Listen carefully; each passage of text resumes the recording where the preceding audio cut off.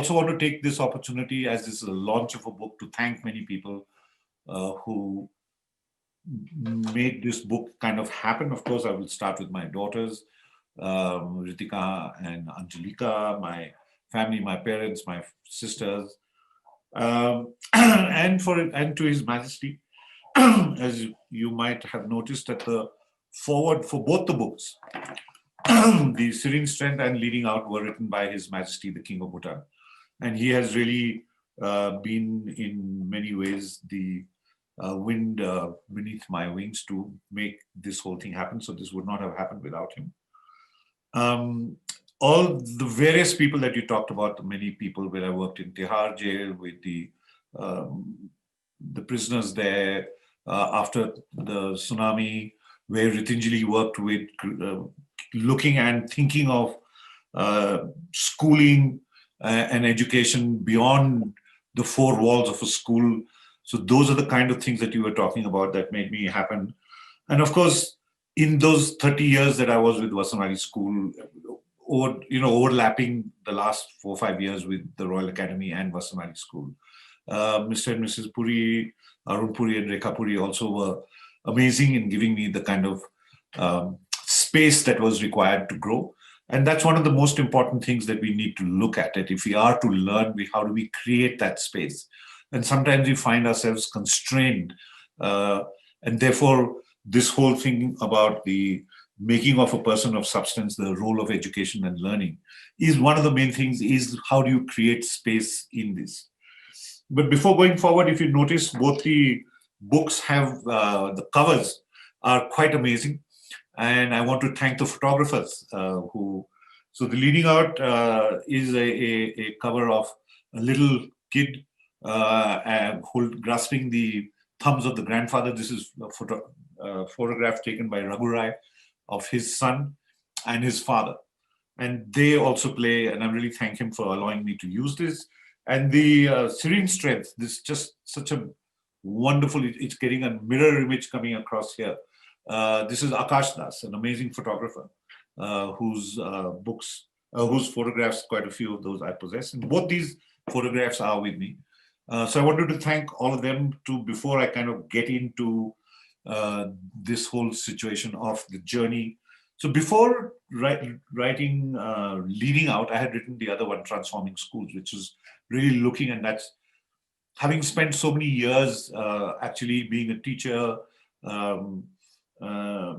and then becoming the head of getting involved in setting up of a school. So that Transforming Schools book is a fairly detailed, almost like a handbook to how to run a school. But then almost immediately after writing that, and I realized what was happening. I was traveling to Bhutan, I was traveling various places, Ritinjali, I was working in Tihar jail, I was working with the coolies at the INA market, I was working with students at Vasanwali School. There was this whole, then we worked in Gujarat after the earthquake, through Ritinjali, worked outside of Pondicherry after the tsunami. All these things were just, different people from different backgrounds, but all full of potential, right? And that's when I started thinking about what is it, that when I was working with, let's say, just to give a quick short example of the boys from the age of 16 to 21 in Tihar jail, I was working with coolies in the INA market from the similar socio-economic background. I had worked in the Doon school for a long time. I was working in Vasanwali school, and I was seeing what was it common amongst all these people, from different socio. So between the Tihar jail and the coolies in the INA market, there was, shall we say, the people there was one lot who were in conflict with the law, one lot who was not in conflict with the law, but both sets very keen. And what was for me became very important to understand that there was a lot of potential inside. And that's what I talk a lot about. How do you actualize your potential, right? The true purpose of education is that the first book that you talked about. How do you actualize your potential? And that potential is dynamic. It's not static. It keeps going as you grow, as your experiences come along. So the first book, Leading Out, was to put that thought down in many ways, right? That, hey, listen, for you to grow, and that's what you should do. You can't just be static. And that's where my kind of tussle with things like um, the IQ, the intelligent quotient, which was put across in 1919, and has, not been abandoned till now, where it gives you a number. You take a test, it gives you a number, and that number remains with you forever, right? It's just not correct. And I had met with Howard Gardner in a couple of the conferences when he talked about um, the intelligence, the multiple intelligence theory that he came up with, which had many different intelligences. For me, those kind of conversations, experiences, talking to people, actually seeing them grow up, made me want to um, put down some of my thoughts. But also a little personal thing. When I was writing my book, we had just come back from Bhutan, my younger daughter, and unfortunately, she got cancer, and she was, not going down the right path. So I wanted to hurry up and give. So this book dedicated to both my daughters, Ritika and Anjalika, through whom I began to see life after they had grown up a little bit. And I wanted to give the first copy of this leading out to Anjalika on her birthday, which I managed to do. And so that was a book that was looking ahead and behind a little bit, seeing where all I had come. And then this book became the format, the 5 areas of development. I did a lot of talking about this, reading about it. As you can see, the foreword was written by His Majesty. So we were talking in terms of how do we actualize, if you're going to say that the human beings all have actual potential and they need to be actualized, then it was also true that the ideas have a life. And how do you actualize those ideas? And I was fortunate enough that I was given the space by His Majesty to set up the Royal Academy that you mentioned. It's up in Paro. And we actually put into place a whole system based on of learning and growing up for the children and the teachers, based on the 5 areas of development. And while we were doing this, while we were actualizing the potential of the idea, of course, it has grown a lot. We've learned a lot along the way. So we put together a bunch of teachers. We went to a training program. And simultaneously, I was also introducing this into the Vasant Valley School, where we also now function based on the 5 areas of development. And there's a whole system of roadmaps, indicators of success, which allows the children and the teachers to own their learning. Because that's the most important aspect that we need to understand. That in most places, the object of learning comes from outside somewhere. Somebody who's sitting in a ministry somewhere, or a body decides what's to be learned, and then it's thrown down. So that's the basic journey where we started off with leading out, putting out into the world the idea. This idea was picked up by Finland also, 100 in 2016.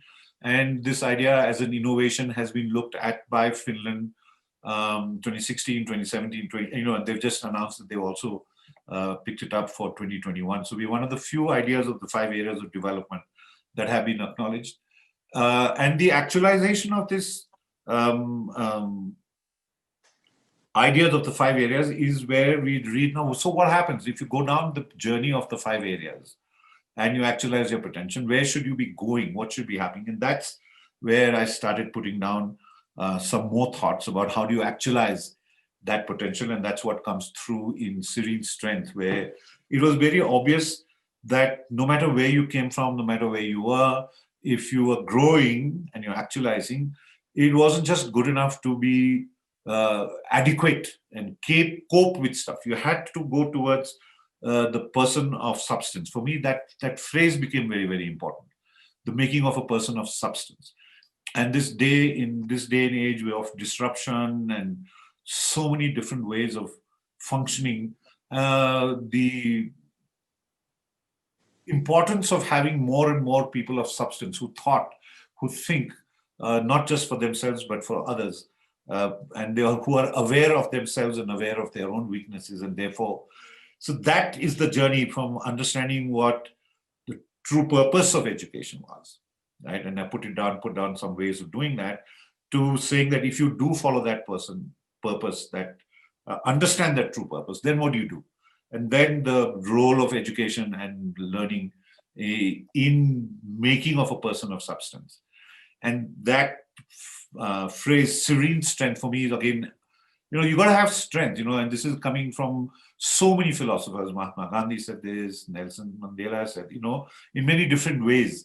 But that's the whole thing, that just because you're serene, you're not weak. You still have the strength, but you don't have to kind of show your strength in ways to overpower people. And you need to understand that. So that's where the title Serene Strength comes from. And leading out came from the true meaning of education, to bring out. That was for me what leading out, where the term leading out comes from. It comes from the place that you have to lead out, bring out the best inside you.